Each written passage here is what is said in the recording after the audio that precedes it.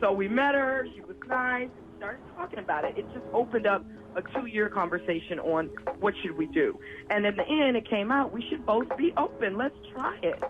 You have other connections. I have other connections, and we stay together. We didn't know the word polyamory. We didn't know any other African Americans doing this. Please, I watched, for instance, our parents and our uncles tell a man who's been taking care of the family 15, 20 years, 25 years. Now, he went and put his penis somewhere for 5 minutes.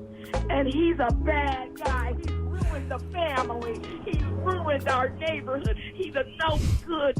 Like, this man has put his paycheck right here for 20 years and been here with these children, and all of a sudden the children are ostracized from him or her.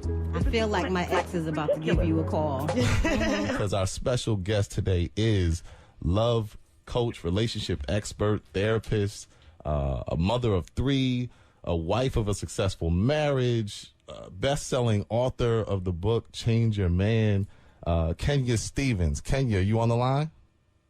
I am here. I am so excited. I'm so happy to hear the ladies are interested in this. Oh, man, they are.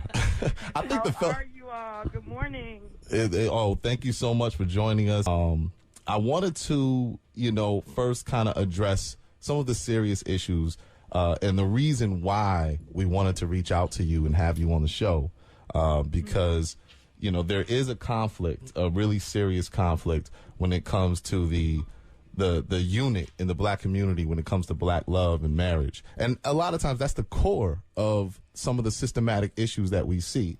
So in your experience, I mean, you being a psychologist, a therapist, and working with so many couples, in your experience, where have you seen the systematic oppression affect the black home? And what is your practice doing? What do you do to actually repair that? Yeah, absolutely. What we've seen since slavery ended, let's say, I don't believe slavery ended until 1942.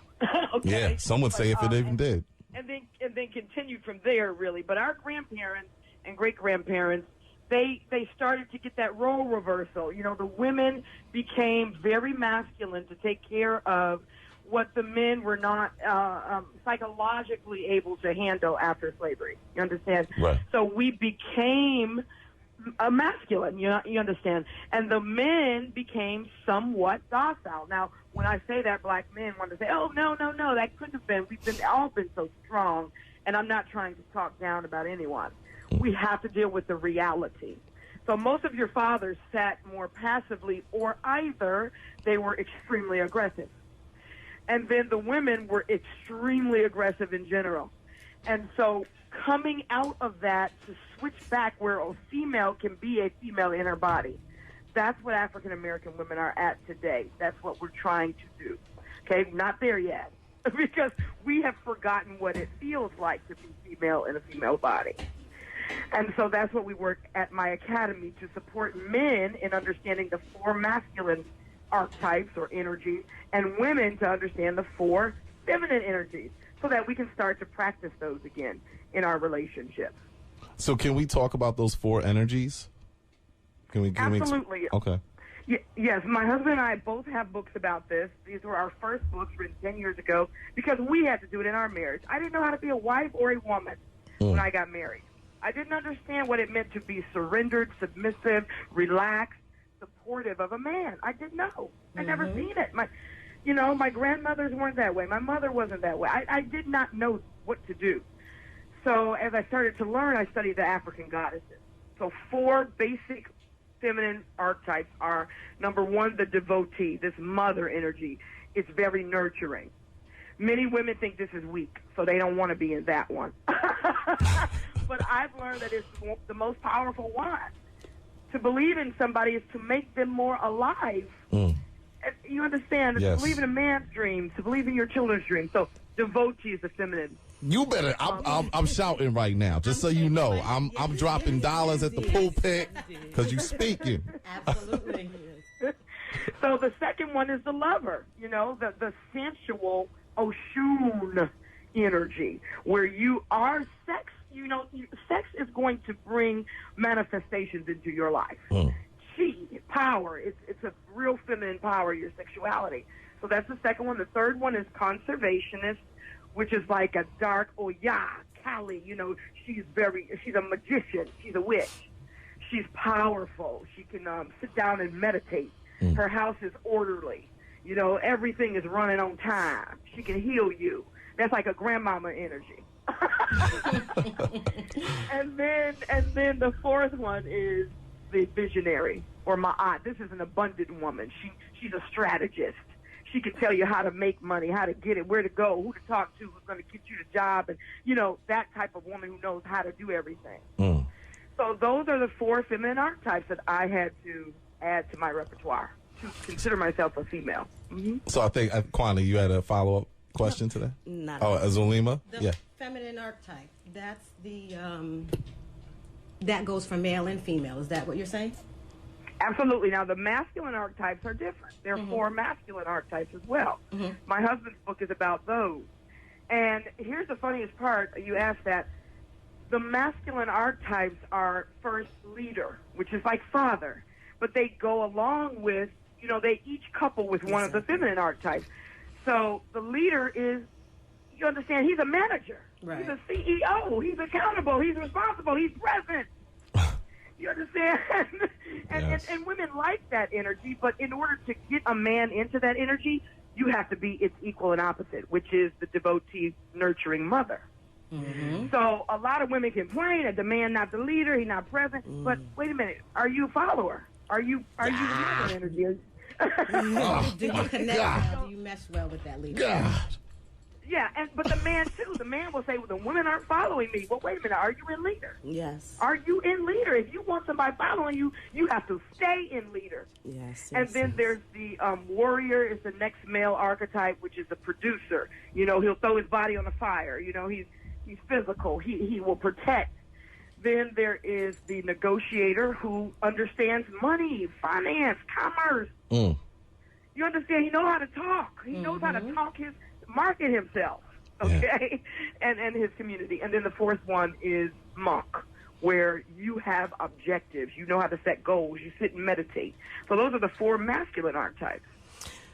I do have a question for you, Kenya. Now, Yes, ma'am. I know that you mentioned in your book and some of the videos I've seen about how your mate must make you comfortable, or you must not feel uncomfortable with your mate to kind of mold or mesh to both play those roles. You want to elaborate on that a bit? Sure. Now, I don't know that I've ever said somebody can actually make another person feel comfortable. Now, that is impossible. However, partners, I mean, I've been married for 22 years. I care about the comfort of my partner, but it's not my job to make him comfortable. Would you care to expound on your question?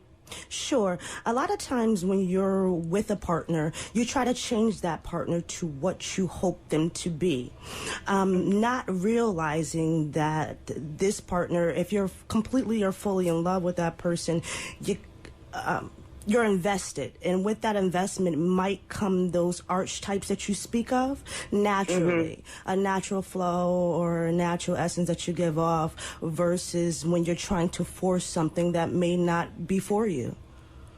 Oh, okay. So I believe that any relationship that you get into can work and was meant to be. I don't believe in mistakes. Oh, you hear people say, "Oh, I just chose a bad one. I made a mistake. I chose the wrong." No, you didn't. That's the perfect person for you because they're going to mirror the areas where you need work. So I guess that what you're asking is, how do you resolve it if the person won't do what you want them to do? Is that sort of your question? Well, I could say, I mean, if I can just veggie back off of this question right here. I can say, you know, from my perspective, and I guess the question comes from what you're asking, Kwani, I think. But from my perspective, and, you know, people who here know that I'm a result of two, some would say failed marriages, but I'm going to say productively marital closings. That's what I'm going to call them. I'm not even going to call them failed, because productive marital closings, it works. I say that just because I learned a lot from them, and I think both myself and the people I was with did. But I guess my question is, you know, you said there's no mistakes. So in a marriage, you know, when we talk about the people from the old school that stuck it out, right? And it was terrible, and there was, you know, a lot of things might have happened, but they stuck it out.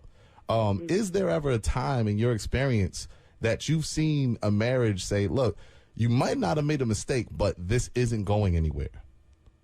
Or do you always see the possibility? The real issue here is that we don't have the tools to be in relationship. We don't even understand the purpose of relationship. So for us here at Juju Mama, the purpose of a relationship is growth, Growth. So if you're utilizing all of your experiences and challenges in a relationship to assess your personal development and see, where am I at? Wow, am I lacking patience? Am I lacking compassion? Am I lacking one of the deities, one of those archetypes? Do I need to, you know, whatever I need to do, I'm going to be challenged to do that in a relationship. So, yeah, if we understood the purpose, then you keep moving through challenges. You're going to have challenges. There's no way to get out of challenges in a relationship. Does that answer your question, sweetie? I wanted to ask a question. I was watching a few of your videos, and you touched on your partner being your mirror, even the relationships that failed. You mentioned something about them being a mirror of yourself, and I sort of understood what you were saying, but just for the women out there that I work with from time to time, how do you explain to someone that their failed relationships were, in fact, a mirror of themselves? How do they find themselves in that failed relationship? Okay, good. I explain that to all of my clients because without understanding the three-way mirror, I created a system where you can plug in the attributes of your partner, the ones you like, the ones you don't like, blah, blah, blah, into a diagram that I created called the three-way mirror to understand exactly how they are reflecting you. So let's say your partner cheated, and you say, well, I don't cheat. They're not reflecting me. That's not like me. I tell the truth. They tell a lie, you know. Was somebody talking to you about me? And so I could plug that into the three-way mirror and say, wait a minute, that's a reflection of you because that is a reflection of what you believe a man is. Your daddy cheated. And so you believe that all men cheat. That's your belief reflected in him. You don't trust men. You never have. You better go. How will you attract a man who is trustworthy if you believe men are essentially untrustworthy? So it's a reflection of you. So you're manifesting those thoughts. You're manifesting what you believe to be true. I told Jay this was going to be an interesting interview. He didn't believe But see, the thing I love about this is these are things from a man's perspective. I've been saying these things. She says them better, obviously. Right. But do you know the pushback I get from women? But it's better for a woman to hear from a woman. Right. Understandable. You know, when you hear from her, it's like, yes, thank you. But well, that's because I'm a woman. That's because I'm a woman. But if a man says that, you're right. A woman's going to. And see, we like to stay in victim. The first thing about our company is there's no victims and no villains. Right. There's no bad guys and no good guys. That's what I tell every couple when they come in. I'm not going to get on nobody's side. Nobody is wrong. Nobody is wrong. We're all doing the very best we can, and all we're attracting is ourselves every time. So I like to listen to a woman tell me everything wrong with her husband because she has just listed everything that she believes a man is and everything that she is. So, you know, I just listen all day. I say, okay, are you ready to work on yourself? That's funny. So that you can attract what you want.